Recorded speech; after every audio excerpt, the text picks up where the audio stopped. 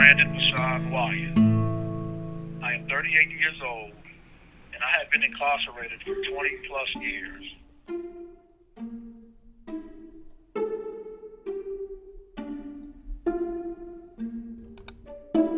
James Baldwin wrote, "For while the tale of how we suffer, and how we are delighted, and how we may triumph, is never new, it always must be heard. There isn't any other tale to tell. It's the only light we've got in all this darkness." What tales from your life does this quote make you think of? This quote from Baldwin makes me think of some painful tales from my childhood.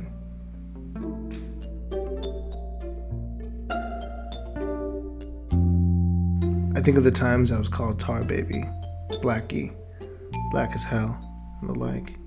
Of the times that I was rejected because I was too dark. Of my earliest complete memory wherein I see my dad pounding my mom with his fist. Of the times I was haunted for sport by whites screaming racist epithets after me. Of the time one of my white friends introduced me to his family saying, "This is my friend Omar, he ain't a nigger like the rest of them." Of the countless times I suffered racist assaults and indignities. It makes me think of how the anger and fear that I felt that stemmed from all those events drove me into hatred, mainly of myself. I think of how I overcame that hatred, but not until my self-hate caused me to inflict pain and trauma on others. The light also represents my story, my redeeming voice, my testimony to other humans who might be given over to hatred. It's okay to have a grievance, but you must work it out and let it go peacefully. I have many stories, tales of me suffering from lots of things in life. As of right now, I'm suffering from not being there with my son. There's so much that I want to do with him. There's so much I want to teach him. I never had that growing up, and sometimes I hate myself for making prison a revolving door. Hopefully it stops with me. Throughout my time, I try to keep a very positive attitude. There are a whole lot of things that will cross my path and push me in the wrong direction, but there's always a light that shines at the end of this very dark tunnel I'm traveling in. I just continue to move forward and hopefully make it to that light, which is the people I love. Initially tapping into my memory bank, I draw images of me being 5, 6, 7 years old, sitting on my grandmother's floor. My grandmother made sure that as soon as I felt I had the slightest hint of comprehension, she would adhere to the African custom of passing down oral narratives to her grandson for his absorption and enrichment, the good, bad, and ugly. She gave it all to me.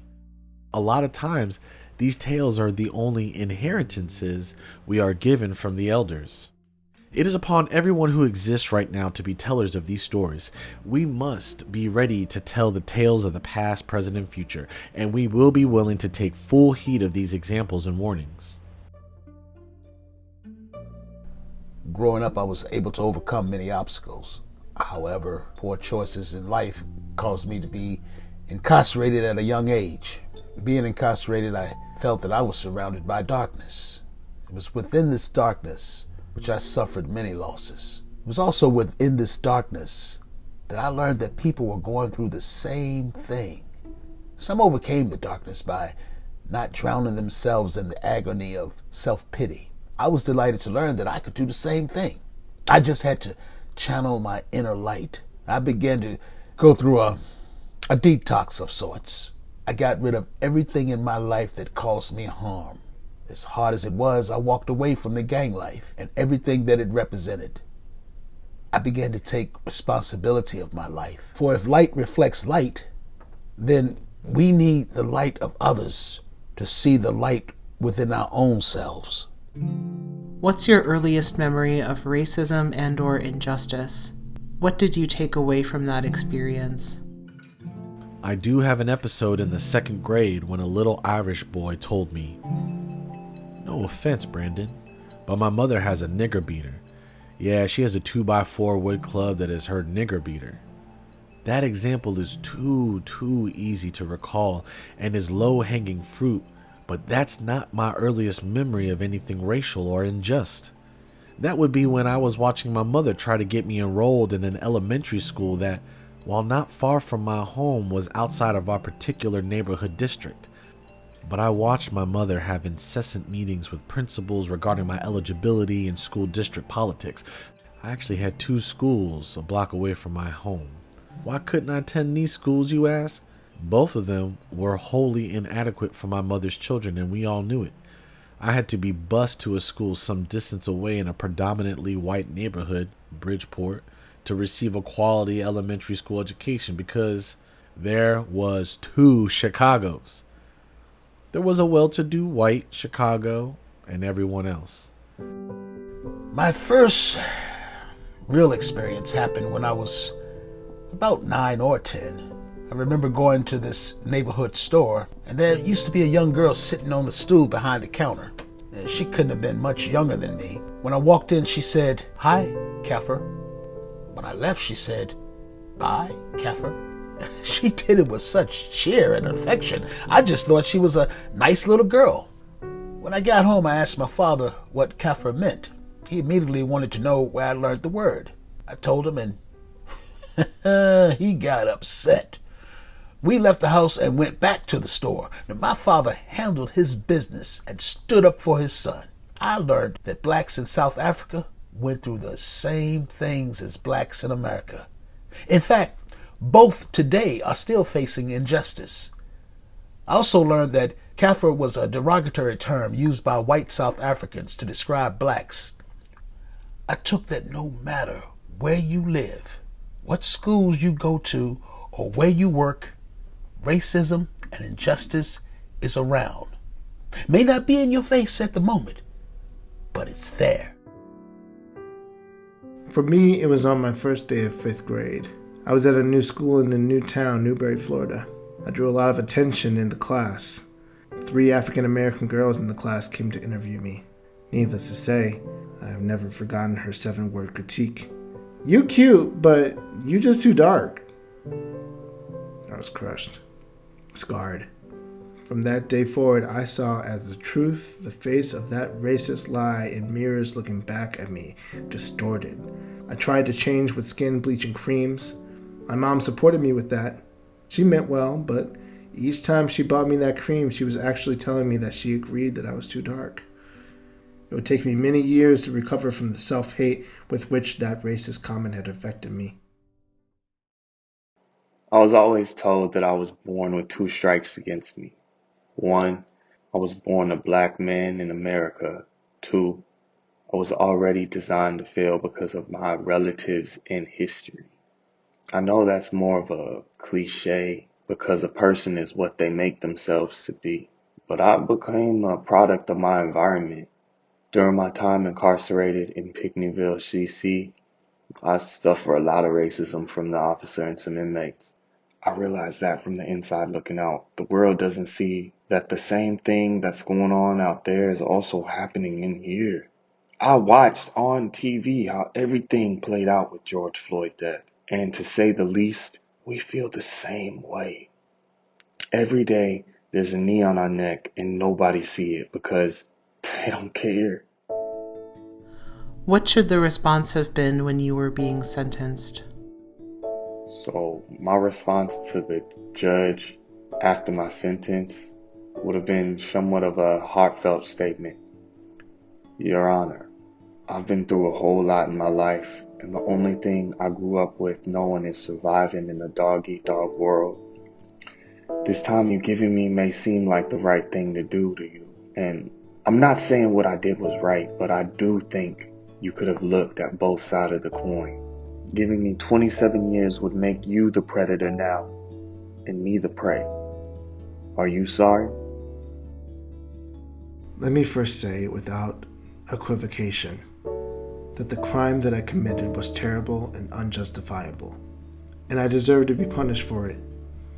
The question is, did the system punish me justly?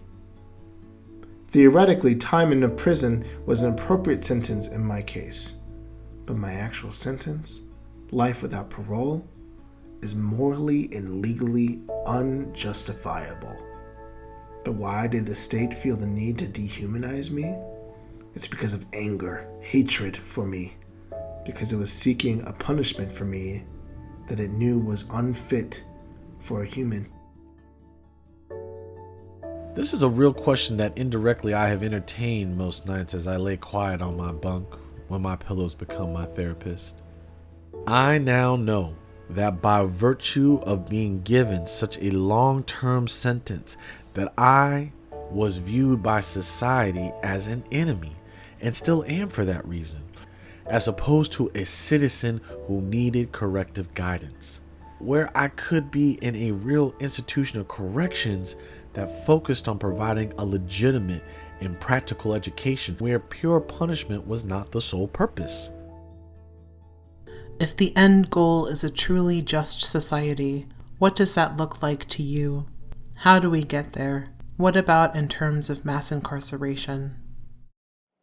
With all that's going on right now in our world, the police beating and all the racism, we, as all race and backgrounds, suffered so much.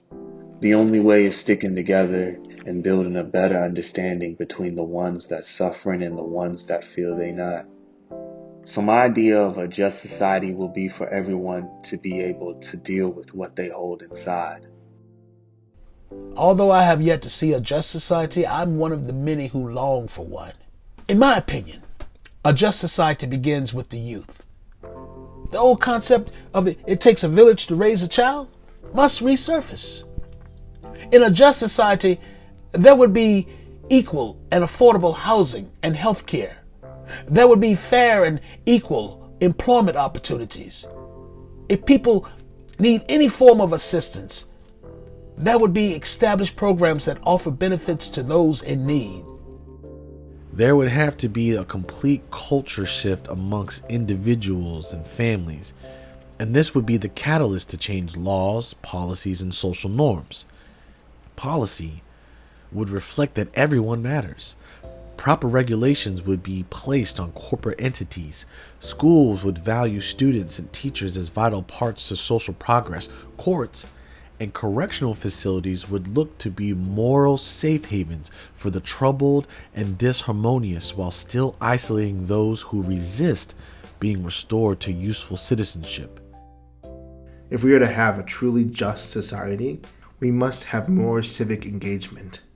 It does little good to complain about injustice and wish for justice if we don't put our feet to the ground, our hands and voices to the cause, and our souls to the polls to effect change. Prisons as we know them should be abolished and converted into rehabilitation or reform centers, staffed by people with training in cognitive therapy, counselors instead of officers. I was incarcerated when I was 20 years old, a first-time offender. Before then, mass incarceration was not on my mind. When I look at the communities that I was a part of, I realize that they were affected then by mass incarceration. They're affected even more today. I'm a product of mass incarceration, a victim of its execution.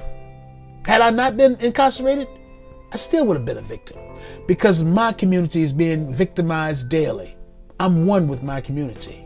The question that needs to be answered is, when do we stop being victims